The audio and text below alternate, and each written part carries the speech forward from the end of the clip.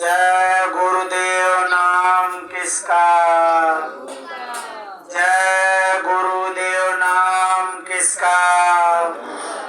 प्रभु का पावन पवित्र नाम, प्रभु का पावन पवित्र नाम। स्वामी जी का कहना है, तन मन को करता कौन खराब, कुदरत है तैयार खड़ी, कुदरती मार से बचना है।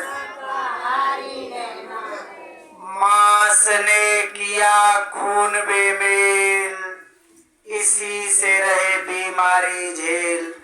बाबा जी की वाणी है, स्वामी जी की वाणी है। हाथ जोड़कर विनय हमारी, हाथ जोड़कर विनय हमारी। जय गुरुदेव।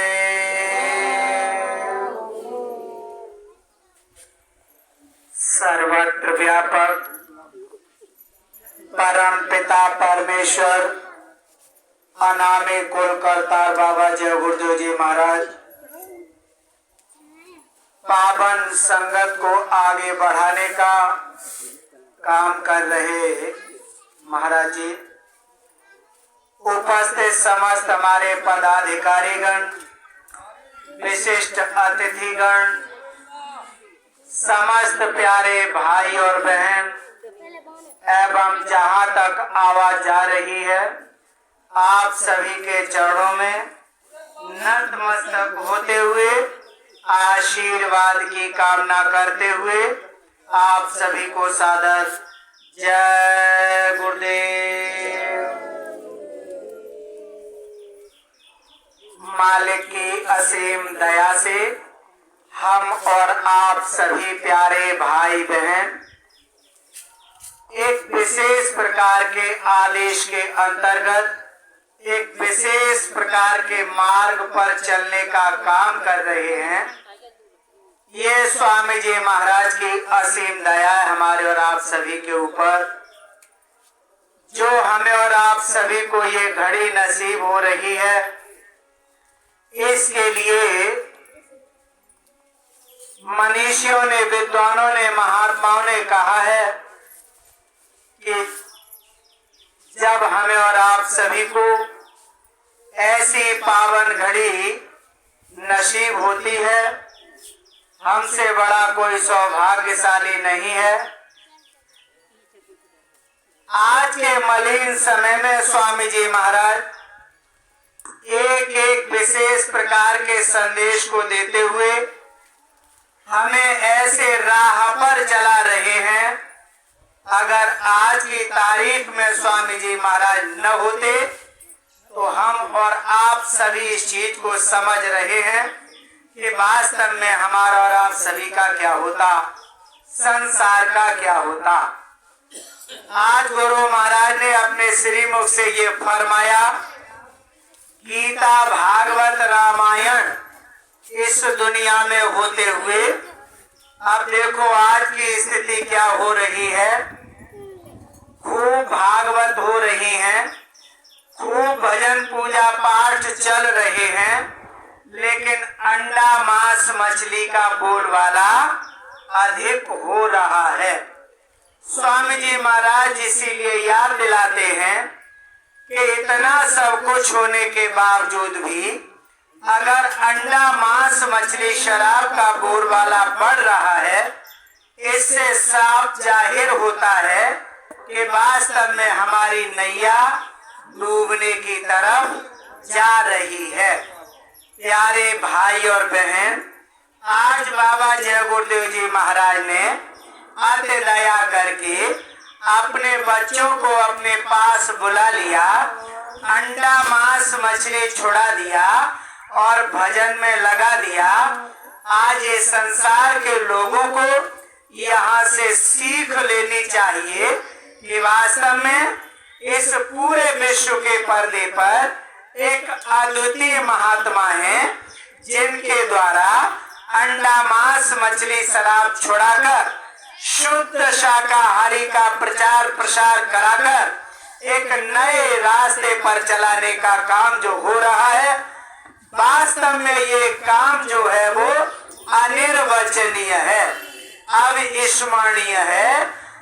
इस तरीके का काम इस विश्व के पर्दे पर आज दिन तक किसी ने नहीं किया। स्वामी जी महाराज, जिन्हें हम बाबा जय गुरुदेव जी महाराज के नाम से जानते हैं, स्वामी जी महाराज ने साफ कहा कि बच्चा मुझे ठीक से पहचान लो, मुझे ठीक से देख लो, मेरे आशीर्वचन ठीक से सुन समझ लो।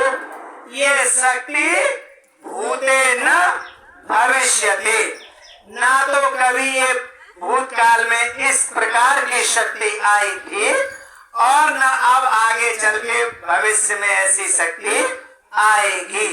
इसलिए स्वामी जी महाराज इतना उच्च कोटि का संदेश हमारे और आप सभी के लिए दे रहे हैं, तो कोई छोटी मोटी चीज नहीं है।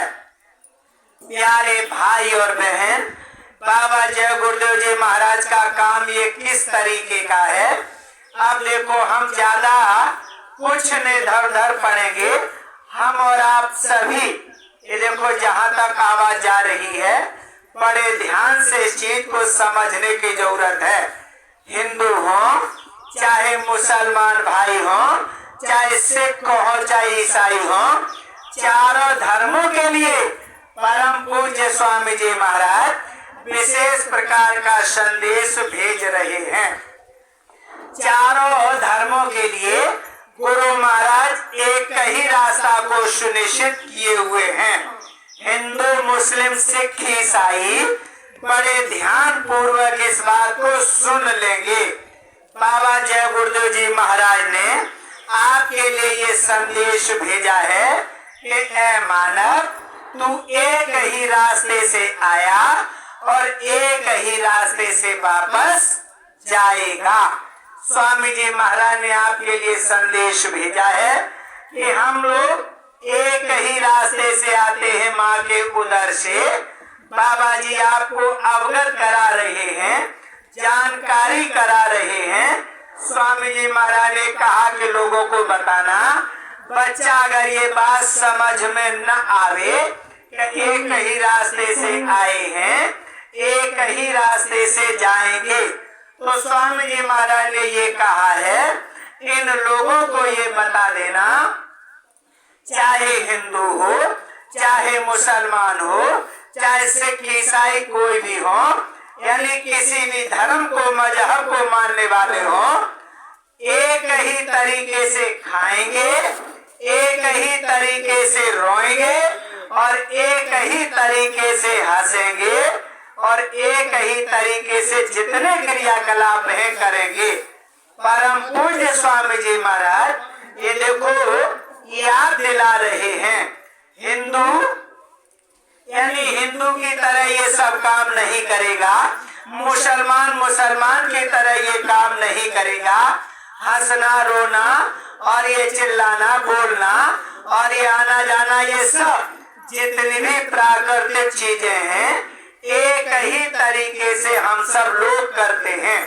केवल और केवल यहाँ पर भाषाओं का फर्क है और इस दुनिया में कुछ भी नहीं है। इसलिए स्वामी जी महाराज ने आप सभी के लिए संदेश भेजा है कि हिंदू मुस्लिम सिख ईसाई जो भी हैं बड़े ध्यान पूर्वक सुन लेंगे। बाबा जय गुरुदेव जी महाराज देखो सभी के लिए संदेश एक विशेष प्रकार का भेजे हैं।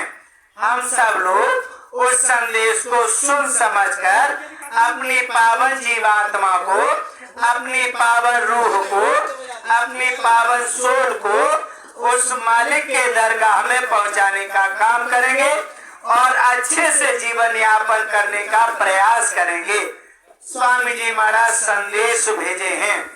बाबा जी का संदेश ये है कि सब लोगों को ये बता दो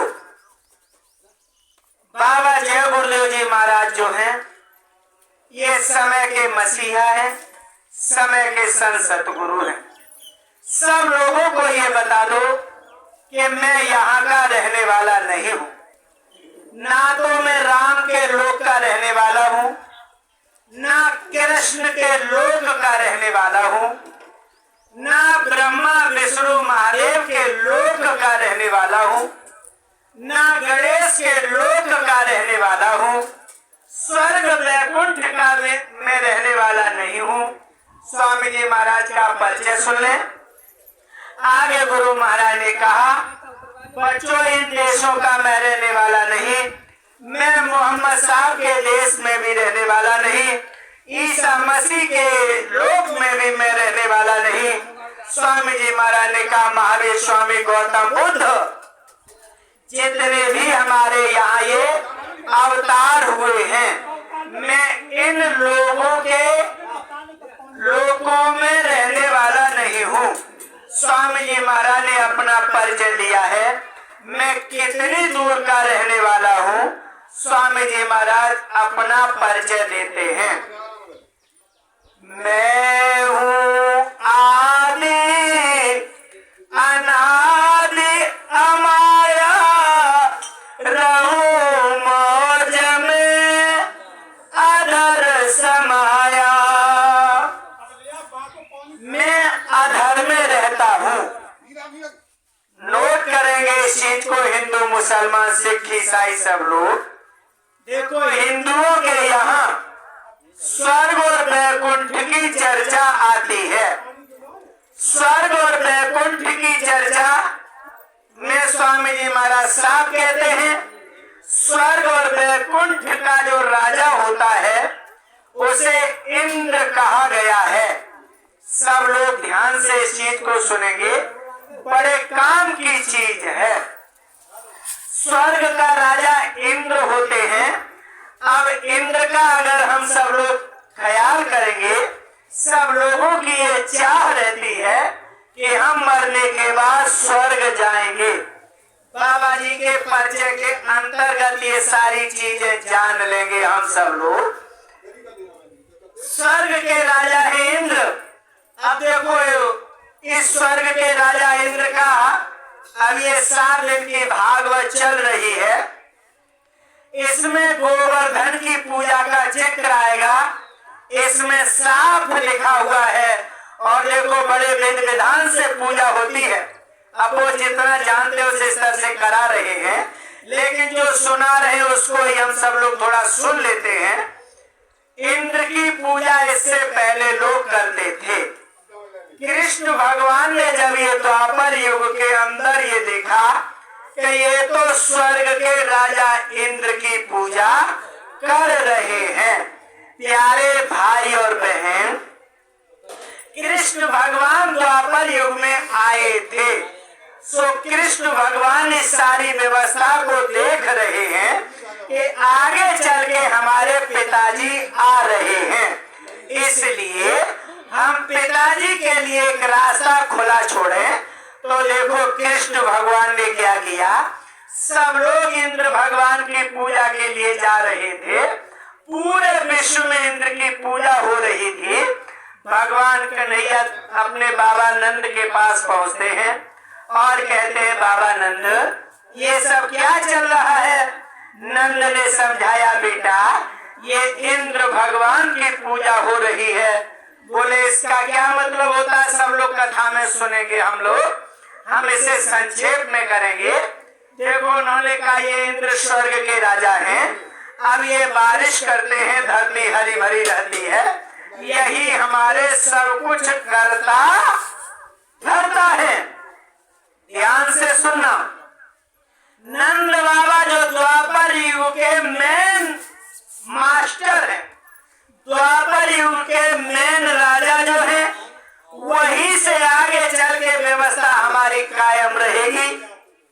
आज वो द्वापर युग के राजा साहब यानी नंद बाबा इस बात को कह रहे हैं कि स्वर्ग के राजा इंद्र की पूजा करना जरूरी है।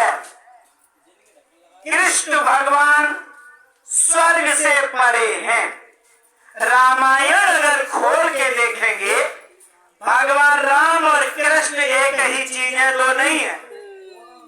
भगवान राम ने उत्तरकांड में राम गीता है, उसमें साफ लिख दिया है, यह नर तन कर फल विषय भाई, स्वर्ग स्वल्प अंत दुखदाई। स्वर्ग का भी फल बहुत थोड़ा है, अंत में दुख देने वाला है। ये बात किसने कही? भगवान राम ने कही।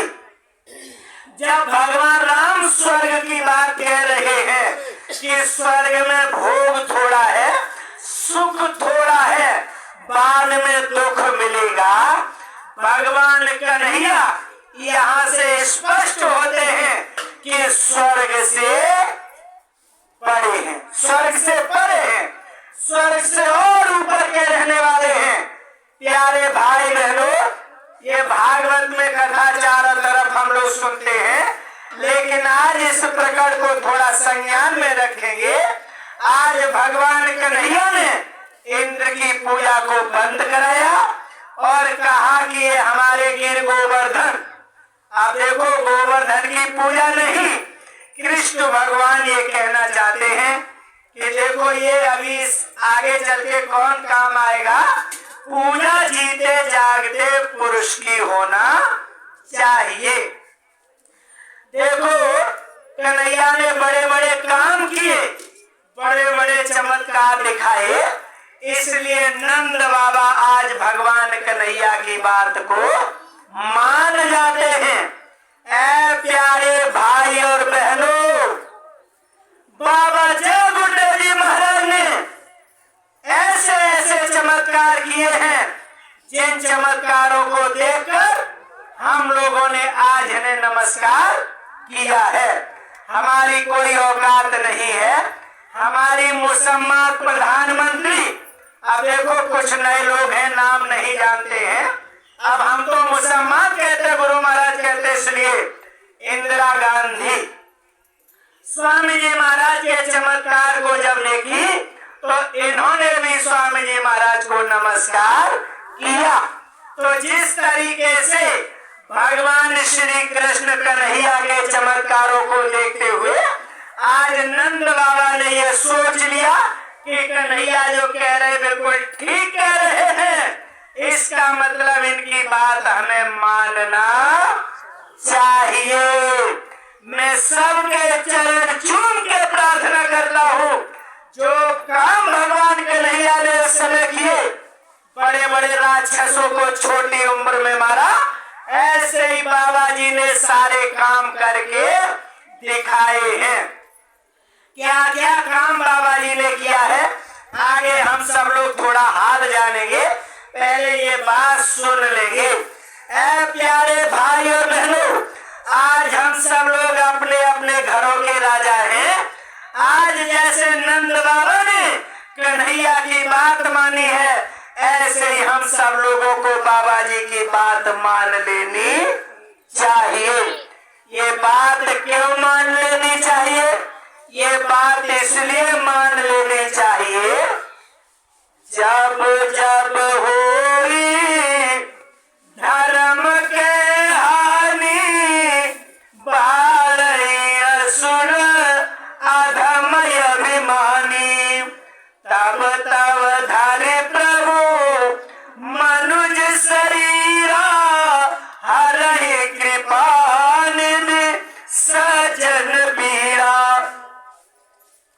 प्यारे भाई बहन, जिस तरीके से भगवान कन्हैया धर्म की स्थापना करने के लिए आते हैं, आज नंद बाबा ने उनके चमत्कारों को देखते हुए नमस्कार किया और नमस्कार के अंतर्गत जान गए हैं, इसलिए भगवान कन्हैया की बात को मान गए। ऐसे ही हम संसार के लोगों को स्वामी जी महाराज की बात मान लेना चाहिए। अगर बात मान लेंगे तो क्या होगा? आइए भगवान कन्हैया की की उस पावन कथा को देखते हैं। आज जैसे भगवान कन्हैया की बात को माना, प्यारे भाई बहनों, भगवान कन्हैया ने कहा पूजा इधर करो। अब देखो भगवान कन्हैया ने पूजा इधर कराना शुरू किया। पूजा कराना कहाँ शुरू किया? प्यारे भाई बहनों, कोई और दूसरी जगह नहीं थी, वो जगह थी मथुरा। मथुरा में गिर गोवर्धन। जब भगवान कन्हैया ने, अब देखो दुनिया में बहुत सारे तीर्थ स्थान है, लेकिन किसी स्थान की पूजा नहीं, किसी जगह की पूजा नहीं।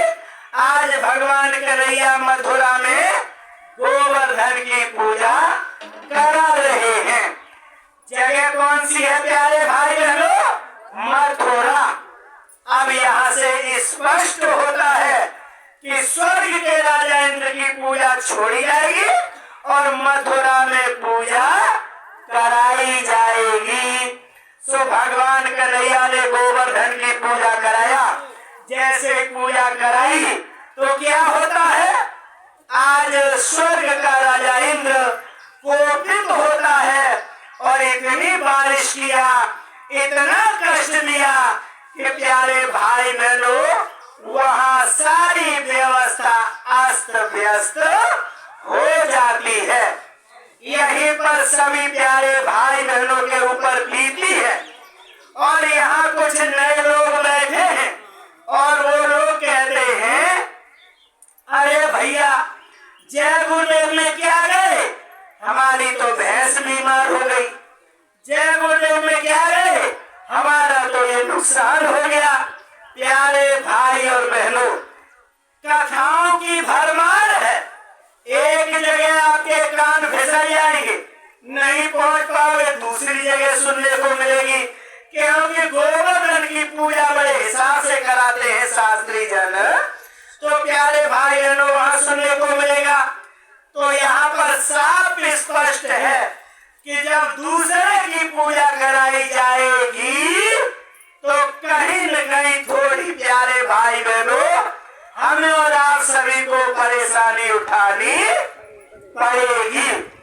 अब यहाँ पर गौर ये करना है, इंद्र ने एड़ी चोटी का पसीना एक कर दिया और जितनी ताकत थी स्वर्ग का जितना उसके पास देखिया सब करके देख लिया। लेकिन जब भगवान कन्हैया इस तरीके से खड़े हैं, गोवर्धन को एक उंगली पर साधे हुए, बड़ा स्वर्ग का राजा इंद्र आज वहां कुछ भी नहीं बिगाड़ पाया। जो लोग छत्र छाया में आए, एक का भी कुछ भी नहीं बिगड़ा। ठीक इसी तरीके से अगर आज अगर इस छत्र छाया में आएंगे तो प्यारे भाई बहनों कितना भी कोई कुछ कर ले, लेकिन हम लोगों का कुछ भी बिगड़ने वाला नहीं है। अब आगे का हाल सुने। जब इंद्र भगवान ने ये सब कुछ करके देख लिया, अंत में इंद्र ने सोचा कि वास्तव में ये हमसे बड़ी चीज है। जब ज्ञात हुआ, भान हुआ, जानकारी हुई, सोई भगवान कन्हैया के सामने आके नाक रगड़ने लगते हैं। कौन? स्वर्ग के राजा इंद्र। ऐ प्यारे भाई बहनों, चरण चूम के प्रार्थना है, स्वामी जी महाराज का संदेश है। ये जितने देवी और देवता ये सब राजा इंद्र के अधीन रहते हैं। अब जब स्वर्ग का राजा इंद्र कन्हैया के सामने नाक रगड़ रहा है और अपनी गलती की माफी मांग रहा है, तो अब आप लोग स्वयं सोचिए कि स्वर्ग बड़ा है या कन्हैया जी बड़े हैं। अब ये सोच का विषय है। स्वर्ग का राजा इंद्र जब भगवान कन्हैया के सामने माफी मांग रहे हैं, इसका मतलब यही हुआ कि भगवान कन्हैया बड़े हैं। और जब भगवान कन्हैया बड़े हैं तो कन्हैया जी क्या कहते हैं कि वहां की पूजा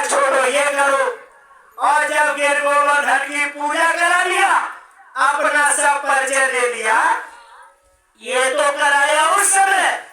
अब देखो आगे हम सब लोगों को भगवान श्री कृष्ण संदेश दे रहे हैं। क्या संदेश दिए? स्वामी जी महाराज ने जो सुनाया उसे सुने और ये सब लोगों को विदित है।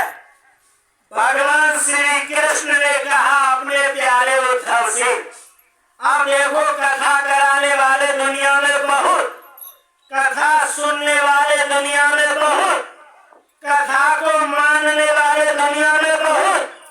अब देखो ये सब जो लोग हैं, ये सब के सब भगवान के पास के, सब के सब भगवान के नजदीक के, ये सब के सब भगवान कन्हैया के इष्ट मित्र। किस तरीके से? जिस तरीके से भगवान कन्हैया के सबसे इष्ट मित्र उद्धव थे। प्यारे भाई बहन, उद्धव ने पूरा जीवन काल भगवान श्री कृष्ण के साथ निकाल दिया। बड़े विधि विधान से रहते हैं। और जब भगवान कन्हैया ने कहा प्यारे उद्धव, अब मैं तो अपने लोक को वापस जा रहा हूँ। उद्धव ने कहा हे माधव, मुझे भी ले चलिए। भगवान श्री कृष्ण ने जो हर समय साथ रहे उन उद्धव से ये कह दिया कि हे उद्धव, मेरे लोक में इस तरीके से कोई नहीं जा सकता। उद्धव ने पूछा भगवान फिर कैसे जाते हैं? भगवान कन्हैया कहने लगे कि हे उद्धव, इसके लिए तो तुम्हें महात्मा के पास जाकर गुप्त भेद नाम का लेना पड़ेगा, तत्वदर्शी के पास जाना पड़ेगा, महात्मा के पास जाना पड़ेगा। उनसे नाम भेद का रास्ता लोगे, जब भजन करोगे तब आप हमारे लोक में आएंगे। इस तरीके से हमारे लोक में कोई एंट्री नहीं है। प्यारे भाई और बहनों, जो भगवान कन्हैया के साथ रहते थे उनको ये भगवान श्री कृष्ण ने कहा कि तुम महात्माओं के पास जाओ, उनसे नाम भेद लो और भजन करो, तब मेरे लोक में आओगे। अब आप और हम सब लोग जरा ध्यान से इस चीज को सुने, समझे, विचार करें। जो हर समय साथ रहे, उनके साथ खाए पिए चले फिरे सब किया, उनसे ये कहा जा रहा है कि बिना भजन के नहीं आ सकते। तो अब ये बताओ, हम सब लोग ये सब क्रियाकलाप करके भगवान कन्हैया के लोक को प्राप्त कर सकते हैं? शायद नहीं। अगर भगवान कन्हैया के लोक में जाना है तो बताए हुए रास्ते को अपनाना पड़ेगा। हमें महात्माओं के पास जाना पड़ेगा। इसलिए प्यारे भाई बहन, आज बाबा जय गुरुदेव जी महाराज कहते हैं कि सभी लोगों को ये संदेश बताओ कि बिना महात्माओं के शरण में जाए किसी जीव का कोई उद्धार नहीं हो सकता है। तो देखो ये सिस्टेमेटिक तरीका देखना, यानी 33 करोड़ देवी और देवता, इनके राजा इंद्र और इंद्र कृष्ण भगवान के चरणों में गिर के माफी मांग रहे हैं। तो भगवान कन्हैया इंद्र से बड़े हुए और भगवान कन्हैया उद्धव से कहते हैं कि महात्मा के पास जाना पड़ेगा। तो भगवान कन्हैया ने कहा महात्मा शब्द, तो प्यारे भाई बहन, दुनिया में सबसे ऊंची चीज होते हैं तो कौन? महात्मा। महात्मा इसीलिए कहा गया है, राम ने कहा मोते अधिक संत कर लेखा। हमसे ज्यादा संतों को मानना चाहिए। संत इस जगत में सबसे ऊंची चीज होते हैं। आज इस संसार में देखो सिस्टेमेटिक तरीके से हमने बताने का प्रयास किया है। अब इस समय पर पूरे संसार में आज बाबा जी ने कहा है कि बच्चा मैं अधर में रहता हूँ। अन्य जितने लोग हैं, कोई कहता है विष्णु भगवान की पूजा, कोई देवी मैया की पूजा, कोई इंद्र भगवान की पूजा, कोई पता नहीं किस किस की पूजा। अकेले स्वामी जी महाराज को छोड़कर इस पूरे विश्व के पर्दे पर आज कोई कहता हुआ नहीं मिलेगा कि मैं हूँ आदि अनादि अमाया, रहूं मौज में अधर समाया, मैं अधर में रहता हूँ। कोई कहने वाला नहीं मिलेगा, क्योंकि सब के सब लोग ये नीचे स्तर के हैं। बाबा जी ने इसीलिए कहा कि मेरा भेद न कोई